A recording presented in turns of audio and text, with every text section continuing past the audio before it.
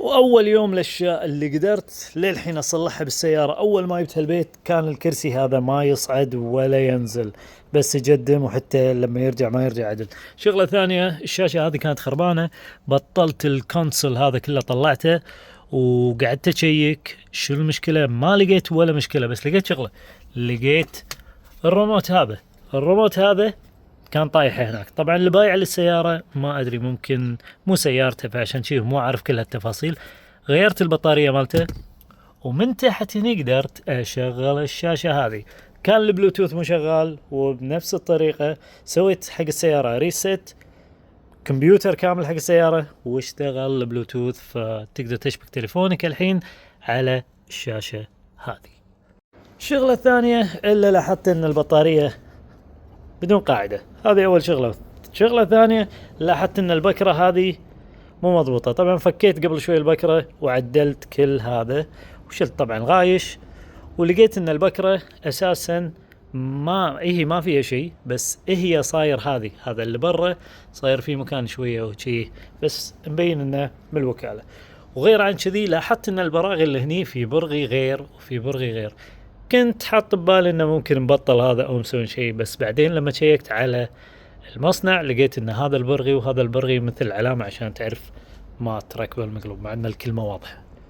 والتعديلات اللي راح اسويها انا على السيارة، اول شيء راح احط لها سيستم شوتة.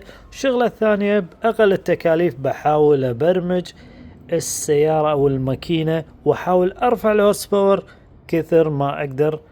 راح اوريكم شلون راح اشبكها وعلى الكمبيوتر واحاول اسوي لها مثل تونينج بسيط. بس لازم تعرفون شغله، الماكينه هذه تنفس طبيعي، التنفس طبيعي ما يعطيك زياده. انا قبل شوي لعبت شوي بالماكينه، ضبط شيء، ممشاها تغير وايد، يعني جربتها شويه وايد فرقت معاي، بس راح اضبطها زياده.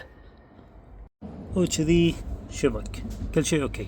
لو كان معطيك اخضر يكون للحين ازين غريبا ان الاحمر اللي هو الاوكي والاصفر يكون للحين قاعد يفكر، بس كذي صح. تشيك انجن تروح ترجع لانه شيء مستمر مع كل حركة سلندر. المهم هذه مشكلة ما تأثر بالقيادة ولا بشيء. طرت على بالي فكرة مالت الشوتة. مشكلة الشوتة انه لاحظوا من هني تسحب يدخل لتحت يلف من تحت يوصل هني. شلون فكر؟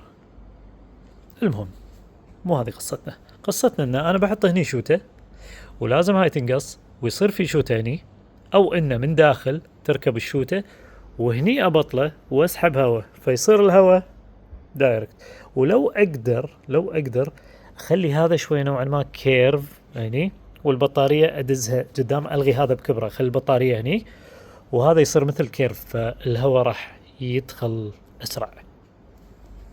بعد ما رفعت السيارة لقيت فيها شيء صدمني، ان الفتحة ما سحبة الهواء مالت الشوتة اللي هو فلتر الهواء يدش كذي يروح وين؟